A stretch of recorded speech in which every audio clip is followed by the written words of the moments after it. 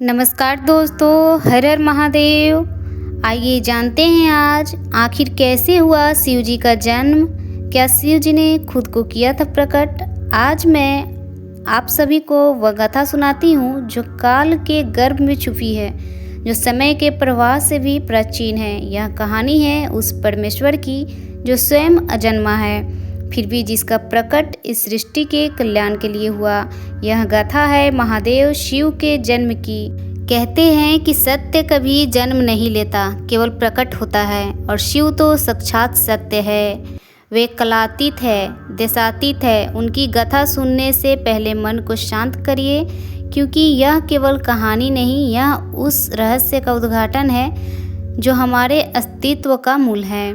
नमस्कार दोस्तों, एक बार फिर मैं स्वागत करती हूँ आप सभी को अपने चैनल डीके डिवोशनल में। आप सभी का हार्दिक स्वागत करती हूँ। दोस्तों, आज हम एक नई कहानी और एक नया वीडियो लेकर आपकी सेवा में उपस्थित हुए हैं। आज की कथा अत्यंत ज्ञानवर्धक और प्रेरणादायक है। कथा शुरू करने से पहले आपसे एक विनम्र निवेदन है कि शास्त्रों में कहा गया है कि अधूरी छोड़ी गई कथा दुख और पाप का कारण बनती है, इसलिए इसे अंत तक अवश्य सुने।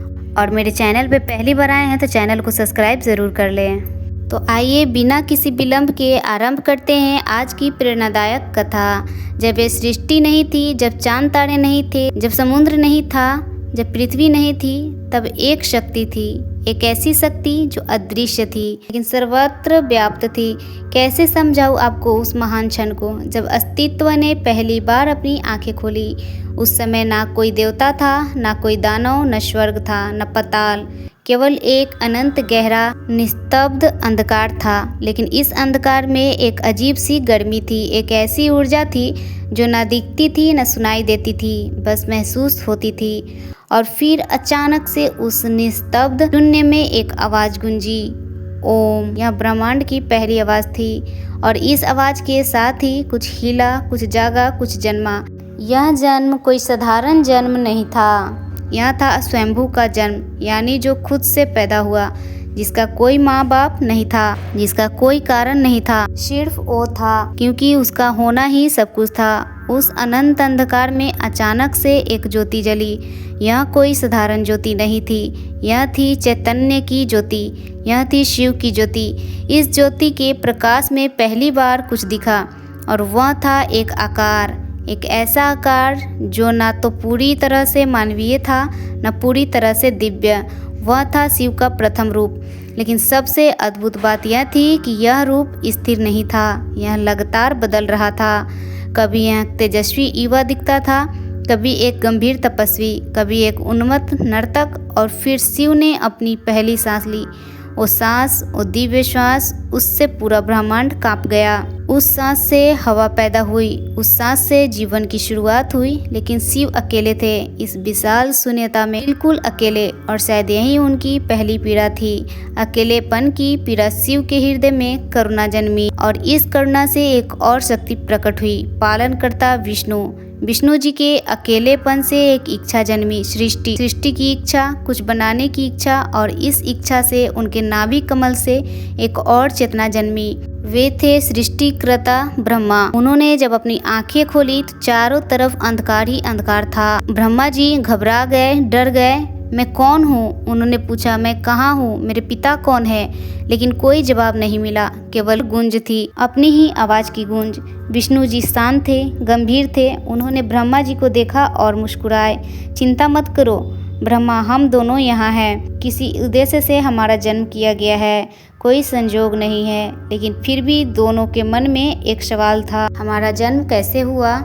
हमारा मूल कौन है? युगों युगों बाद एक दिन ऐसी घटना घटी जिसे संपूर्ण ब्रह्मांड को हिला दिया। ब्रह्मा जी और भगवान विष्णु के मध्य एक भीषण विवाद छिड़ गया।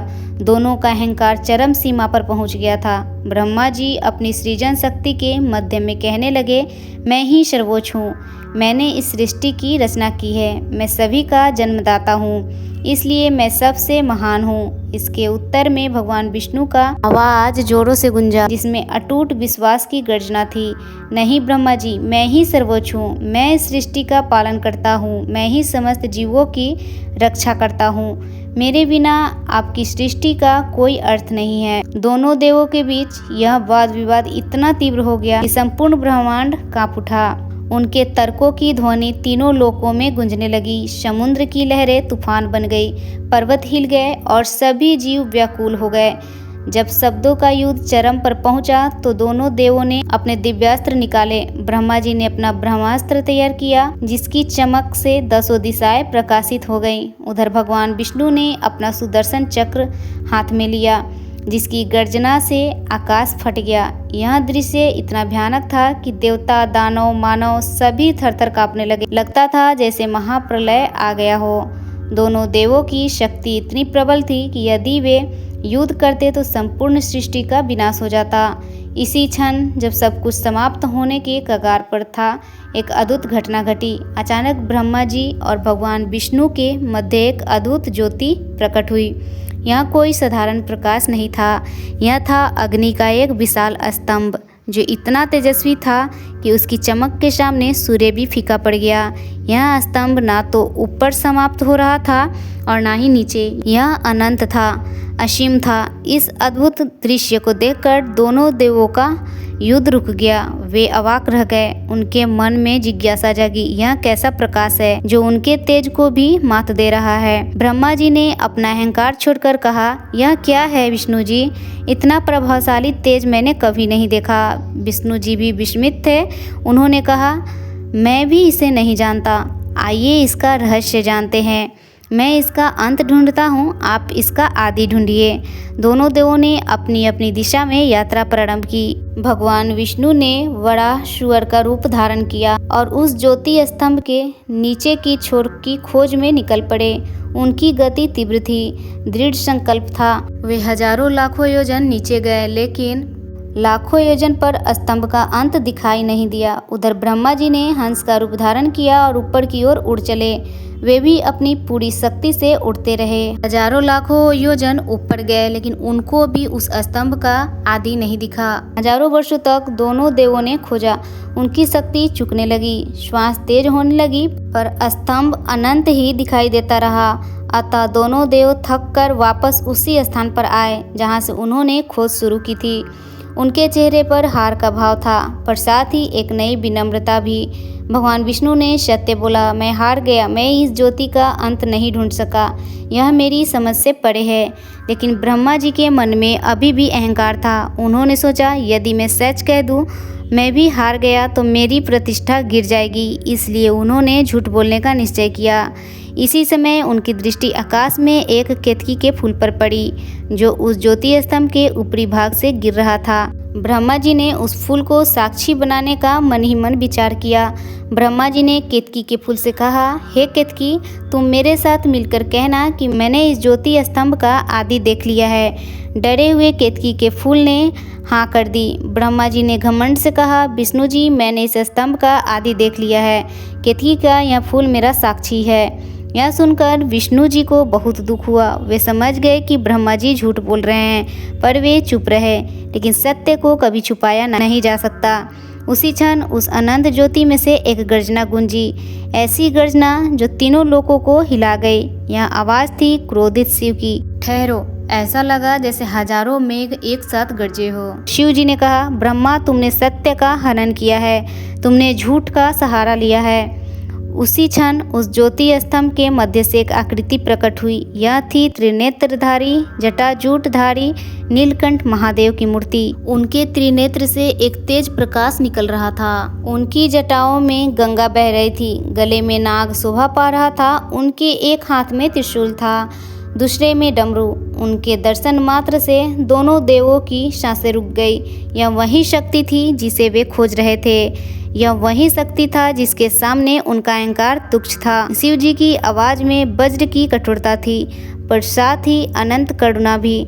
मैं हूँ शिव, मैं हूँ वह तत्व जिसका न आदि है न अंत। तुम दोनों मेरे ही अंश हो। ब्रह्मा, तुम सृजन के लिए, विष्णु तुम पालन के लिए, और मैं संहार के लिए। हम तीनों मिलकर इस सृष्टि का संचालन करते हैं। शिव जी का तेजस्वी रूप देखकर ब्रह्मा जी कांप गए। उन्होंने समझ लिया कि उनसे भयंकर भूल हुई है। वे शिव जी के चरणों में गिर पड़े। हे प्रभु, मुझसे भूल हो गई है, अहंकारवश झूठ बोला है मैंने, कृपा करके मुझे क्षमा करे। पर शिव जी का न्याय अटल था। उन्होंने गंभीर स्वर में कहा, ब्रह्मा, तुमने सत्य का अपमान किया है, तुम्हें इसकी सजा मिलेगी। आज से लेकर आगे तक पृथ्वी पर तुम्हारी पूजा नहीं होगी।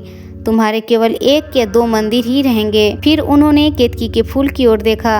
और तुम केतकी, तुमने झूठी ही गवाही दी है, इसके लिए मेरी पूजा में तुम्हारा प्रयोग नहीं होगा।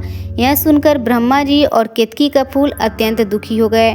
उनकी आंखों से आंसू बहने लगे, लेकिन शिव का हृदय करुणा से भरा था। वे देख नहीं सकते थे कि कोई उनके सामने रो रहा हो।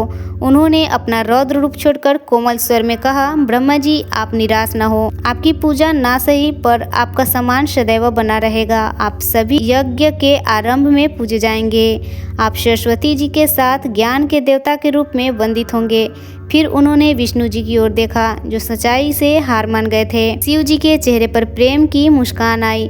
हे विष्णु, तुमने सत्य कहा है, तुमने अपनी हार स्वीकार की है, इसके लिए तुम्हें वरदान मिलेगा। तुम्हारी पूजा सभी युगों में होगी। तुम जगत के पालनकर्ता के रूप में पूजे जाओगे।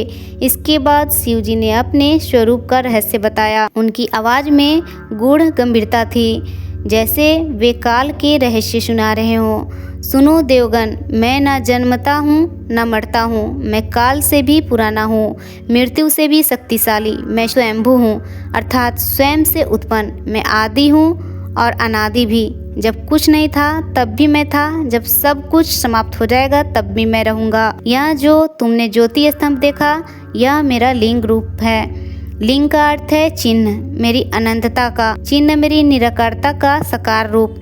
इसका न आदि है न अंत, जैसे मेरा न आदि है न अंत। शिव जी ने आगे कहा, इस सृष्टि के संचालन के लिए मैंने तुम दोनों को अपने अंश के रूप में भेजा है।